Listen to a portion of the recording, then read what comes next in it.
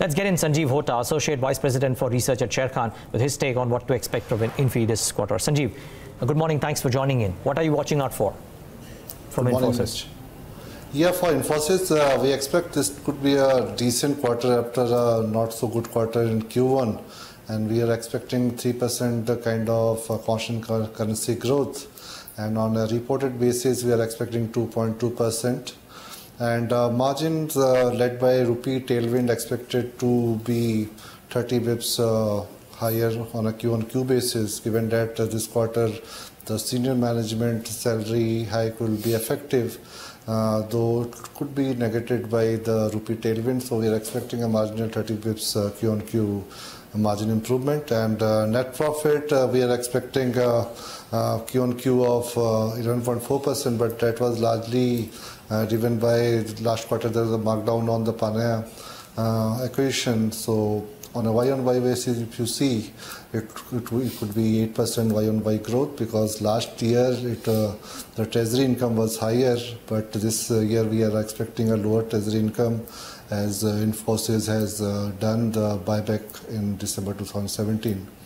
So this is broadly the numbers we are expecting, but the key thing that I'm watching out for is the management commentary on the second half, given that second half is usually a lean period for the IT sector. But Infy need to deliver around 2.5% kind of growth in next 2 quarters. Even then, they delivered 3% kind of growth this quarter to be in the mid-range of their guidance for FY19, that is 6 to 8%. So that is one thing to watch out for, and if they can give some commentary around the margin band, that is 22 to 24% they had spoke about last quarter. But rupee tailwind is there, but so I expect some kind of margin guidance to be improved from the management.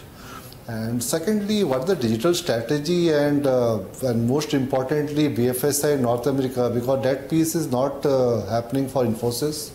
And we have seen a decent kind of growth happening for TCS. But if you see the last quarter also, Infosys has not delivered on the growth in BFSI and as well as in the North America front. So that part is very crucial for Infosys to deliver a decent kind of growth for next 2 quarters. All right. I'm sorry, Sandeep, if you haven't already spoken about what kind of EBIT margin guidance are we expecting from Infosys?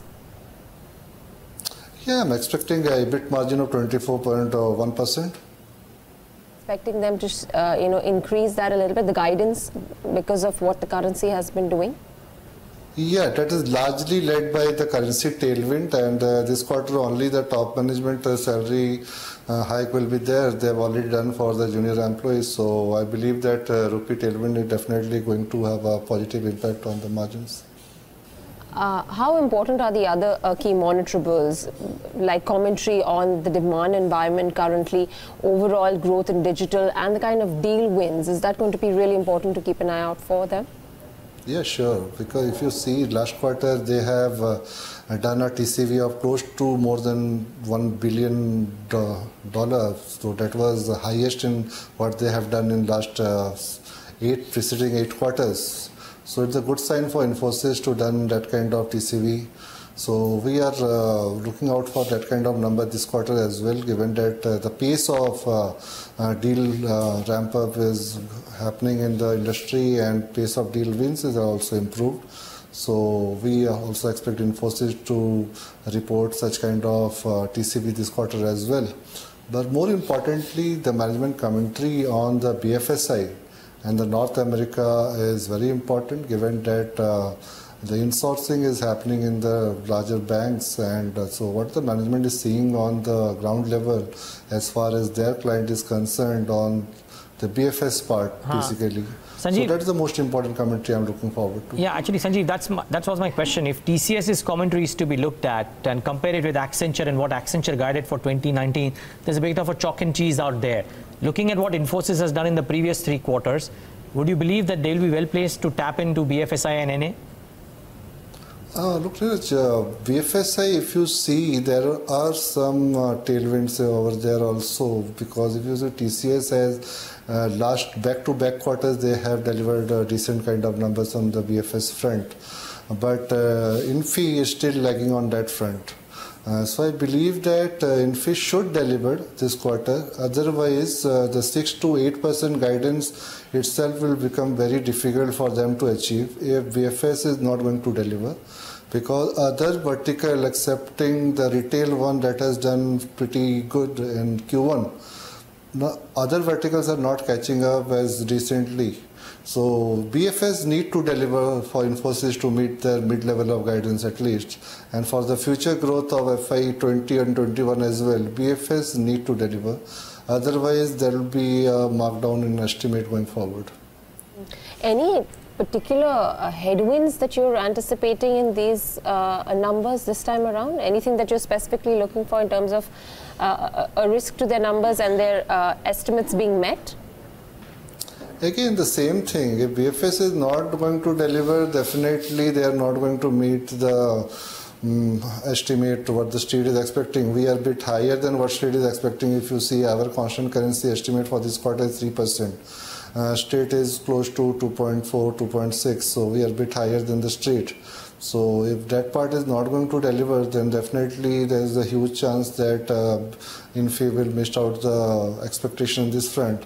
And that we have already seen on the TCS part. They have met the broadly what state was expecting. Still then the stock was down because P is still on the very high side. So Infy need to deliver, need to surprise a bit on the positive side to keep the momentum going. What would your, the overall, from the overall IT pack right now, in terms of earnings performances, we've already got TCS's number, Infosys will come out from the top 4 IT companies. What's your favorite in terms of your, choices and your pecking order? We are bullish on IT sector, given that there are lots of things, positive things happening on ground. So, and rupee tailwind is there to help the margins. So, for a next 12 to 15 months perspective, we are positive on the IT sector. Pecking order wise, I'm still have a bullish stance on TCS, followed by Infy, SL Tech because of the valuation comfort, and Tech Mahindra. And in the mid-cap space, I'm positive on L&T, Infotech and Persistent System. And in the small cap, if you see there's one company, Mashtec, I'm positive on. Sanjeev, quick 20-second answer. There are a couple of buybacks on right now. Have you looked at the Infosys buyback, for example? No, I'm not covering that stock. Okay, fair call. Sanjeev Hota, we'll leave it at that. Many thanks for joining in today and giving us that perspective. Thank you.